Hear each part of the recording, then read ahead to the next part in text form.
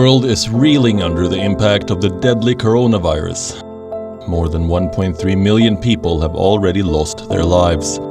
This battle against COVID-19 is far from over, and we have another one on our hands, the fight for clean air. And this time, the enemy is not invisible.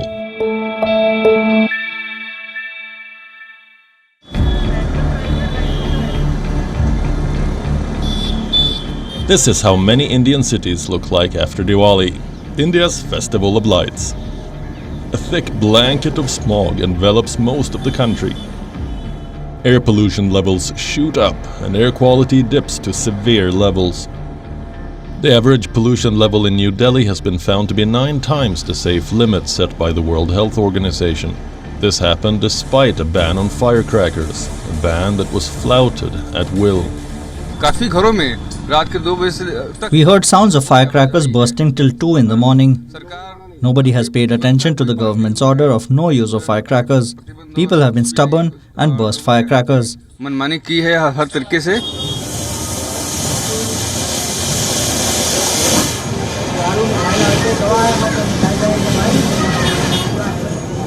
They released the order of banning firecrackers 4-5 days before Diwali, and it turned out to be futile. Huge amounts of firecrackers went off and pollution has increased. I faced difficulties during my morning walk.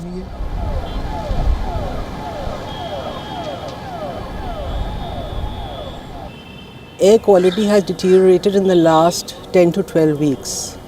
Now, this is very significant this year because we are in the midst of fighting the coronavirus, and this makes our task more difficult. So because of the air pollution, every year there is a surge in the respiratory cases anyway, and these patients are more prone to COVID infections, and that will really increase the number of COVID patients this year. Year after year, Delhi's air pollution hits alarming levels in the months of October and November.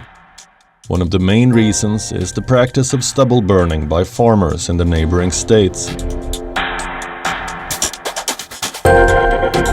Look at these images released by NASA, a clear indicator that there has been a dramatic increase in stubble burning cases across North India.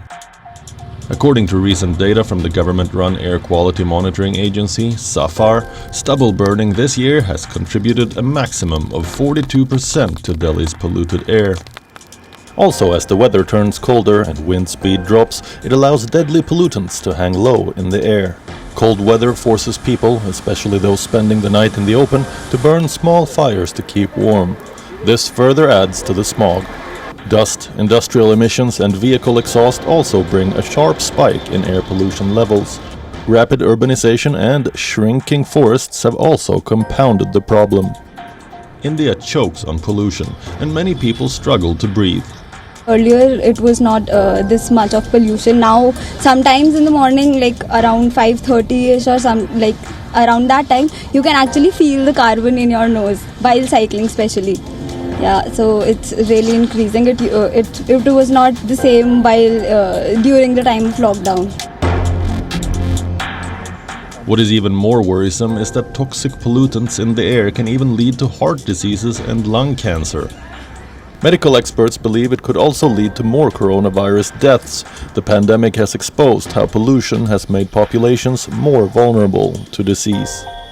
In fact, India, on a few occasions, has been slammed for its poor air quality. US President Donald Trump recently took a jibe at India, describing the air in the country as filthy. Look at China, how filthy it is. Look at Russia. Look at India. It's filthy. The air is filthy. But we don't need Trump to remind us to take the issue seriously. Let's understand where we have failed in the past and how we can come up with better preventive measures to curb air pollution. Over the last few years, various state governments in India have taken umpteen measures to tackle air pollution. If you talk about the national capital, the odd-even scheme for cars has been adopted by a plethora of commuters, but it's said to have no significant impact on improving the city's pollution levels. The effectiveness of the new red light on, engine off campaign, which urges motorists to turn their vehicles' engines off while waiting at traffic signals, is also being questioned by many. This is a mere formality, and it is a way of fooling the public. If turning on or off engines at red light would have helped in reducing the pollution, then even when we turn off all the cars, why does pollution still exist?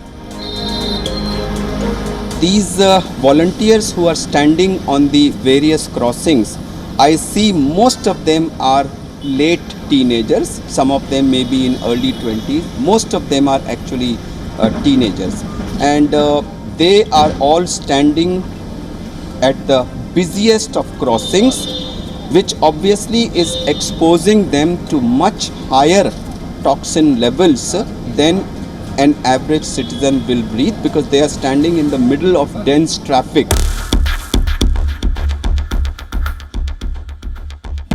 With each passing year, the situation is worsening. While India is struggling to filter toxic pollutants from air, other countries seem to be doing a better job of implementing strategic solutions. So what are the smart strategies that many cities around the world have used to combat air pollution levels?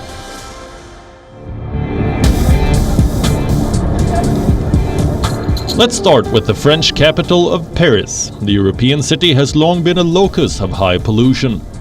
The pollution is mainly due to traffic, as it is in the form of nitrogen dioxide, or NO2, emitted from automobiles. According to the Paris Air Quality Monitoring Agency, the three leading causes of air emissions are transportation, industry, and heating of homes and businesses. So what is Paris doing to curb air pollution? To begin with, drivers must display an anti-pollution sticker on their vehicle. Cars that were up on roads before 1997 are banned. Lorries and heavy goods vehicles are also banned from entering the city at certain times of the week. The air in Paris is improving, but as in all major French and European cities, it is linked to national and European regulations with a strong impact of European directives. It is also linked to the measures taken locally by the municipalities. In 2016, in an effort to cope with winter pollution, the city introduced an odd-even scheme similar to the one implemented in Delhi. Apart from these traffic restrictions, the city also made public transport free during the worst periods to encourage people to leave their vehicles at home. It is also one of 4 cities worldwide to commit to banning diesel vehicles altogether by 2025. Oui, ça joue, mais sur le plan cardiovasculaire, c'est... Confinement really proved that it is the road traffic and the industrial activity, but especially the traffic. The near stop of road traffic led to a factor 2 decrease of the pollution. We have just seen the classic consequences of agricultural pollution in March, but all the pollution linked to the activity in Paris has disappeared. So in our cities, it is really the road traffic that is the major source. Dans le placenta, lécher dans le fœtus et perturber le développement du fœtus. At the time of recording the show, the AQI of the city is marked at 41, which is considered good on the index.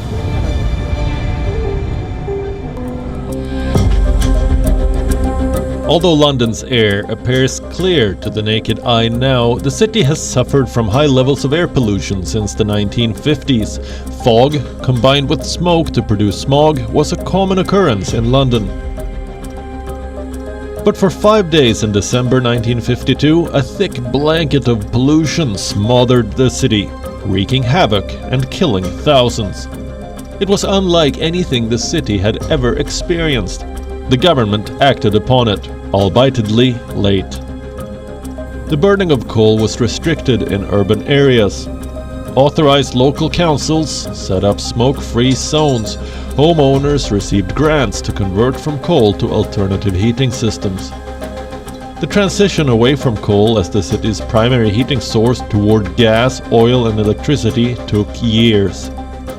Coming to the present time, though the city still exceeds WHO guidelines on acceptable levels of pollution, the Office of London Mayor Sadiq Khan has said there have been dramatic improvements in London's air quality across the capital since 2016.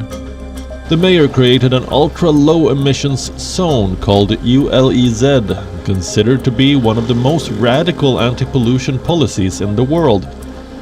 It is part of a polluter pays ethos, which broadly means that older, more polluting vehicles have to pay to enter the congestion charging zone. The city began placing charges on dirty vehicles, especially older diesel taxis. This has deterred dirty vehicles from entering the city center and has driven up the use of cleaner vehicles. The amount of protected space for cycling has also been extended. Experts have described the reductions as dramatic, and London has shown how cracking down on polluting vehicles can make a difference.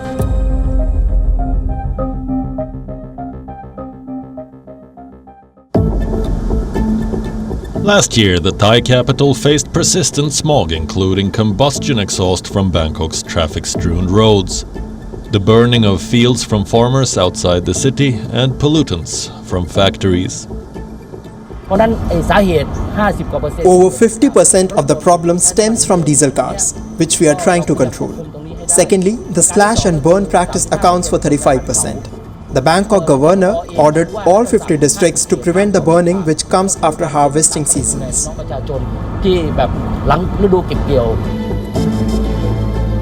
AirVisual, an independent online AQI monitor, pegged Bangkok at unhealthy levels. The government used 2 planes for cloud seeding to combat toxic pollution in its capital and other neighboring areas. The airplanes were used to release sodium chloride into the air to produce rain during the dry season.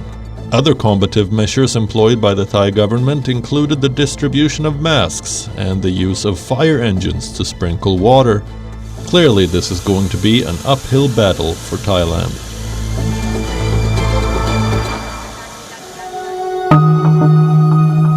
Jambi, a city of over 600,000 people on the western side of Indonesia's Sumatra island, has adopted different techniques to overcome pollution. In 2019, the city was fully choked by active fires in nearby areas. The Indonesian government approved an emissions mitigation plan that included reducing and capturing methane from waste. They also banned waste burning and promoted drives to plant trees.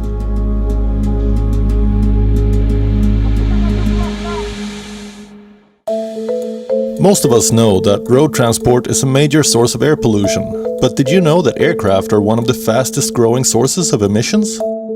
While there is a big push for electric vehicles, various airlines have been attempting to go green by using biofuel for flying.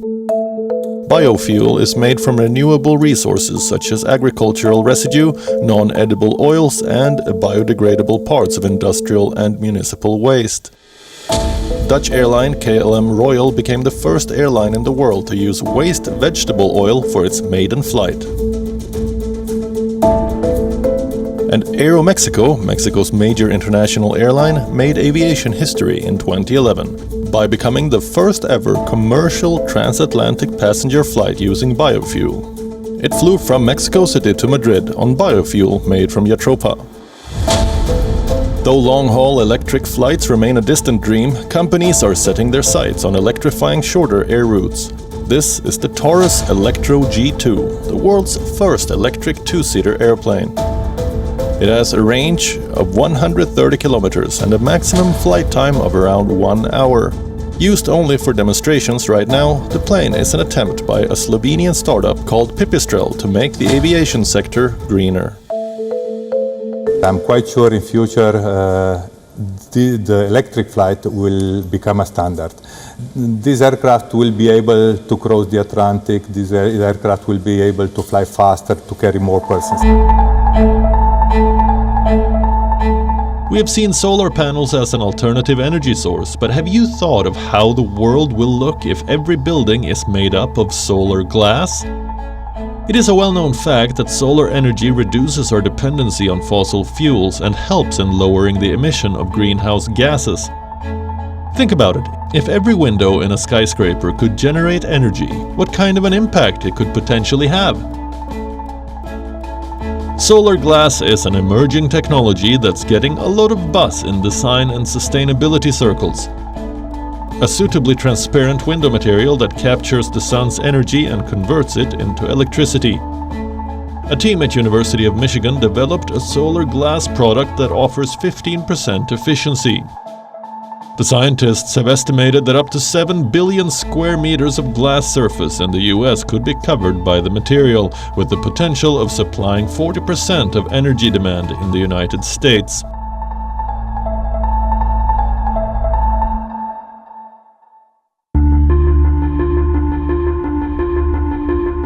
Another way to tackle air pollution is by capturing waste carbon dioxide. How does it function? It is the process of capturing waste carbon dioxide from large point sources, such as a cement factory or biomass power plant, transporting it to a storage site and depositing it where it will not enter the atmosphere. In 2017, the world's first CO2 capture plant by Climeworks went live in Switzerland. The company had claimed to have built and operated the world's first commercial direct air capture plant in Hinwil in Switzerland, removing 900 tons of CO2 from ambient air per year. Many startups in the US and Canada followed the model and developed carbon capture plants of their own. At scale, the technology could help reverse one of the most alarming environmental trends of our time.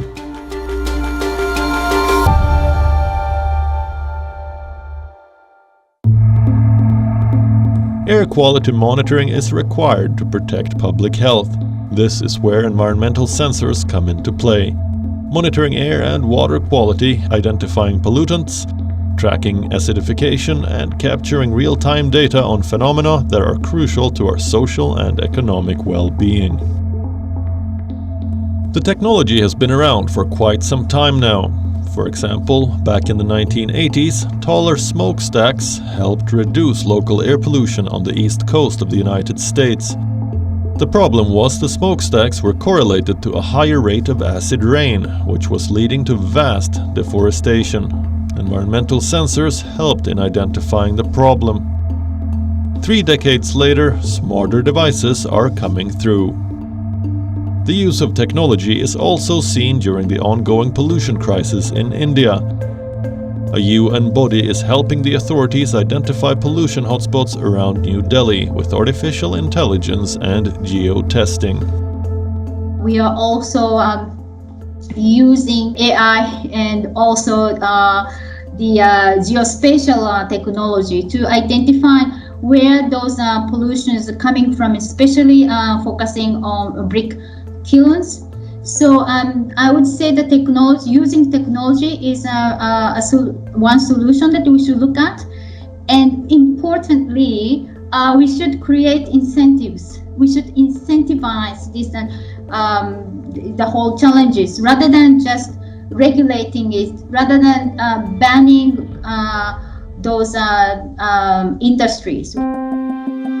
Technology companies are designing high-tech solutions to fight polluted air. One such innovation is this portable air purifier that easily fits into your pocket. It's said to be the world's smallest air purifier that enables you to breathe clean air wherever you go. Called 6G Cool, it inhales dirty air from the bottom and releases clean, fresh air out from the top. Designed in Finland, it claims to protect against 99% of common air pollutants, viruses, and dust. The easy-to-handle gadget could come in handy in various situations, especially when you are commuting.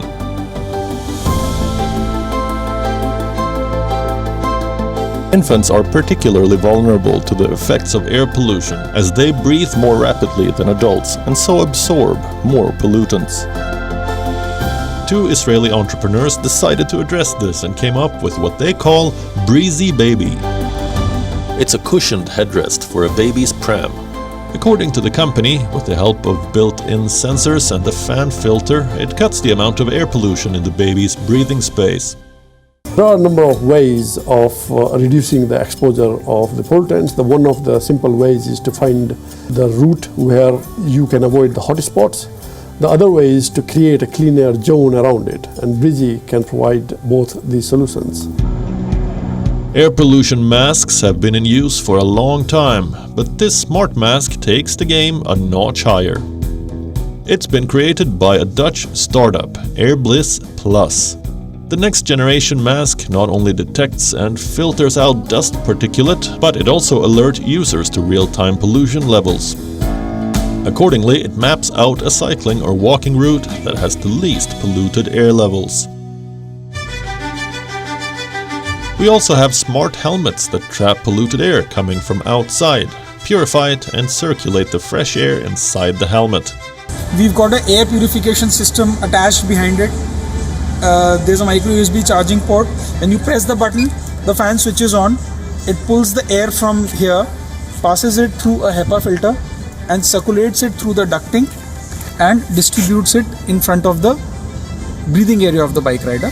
Air purifiers of all shapes and sizes are flooding the market. The global air purifier market size was valued at $9.55 billion in 2019. There's no dearth of products that claim to help us breathe better, and we believe that with time, technologies will only get better.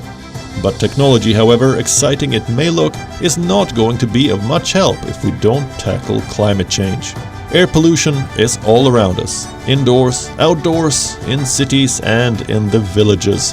Whether we realize it or not, it affects us all.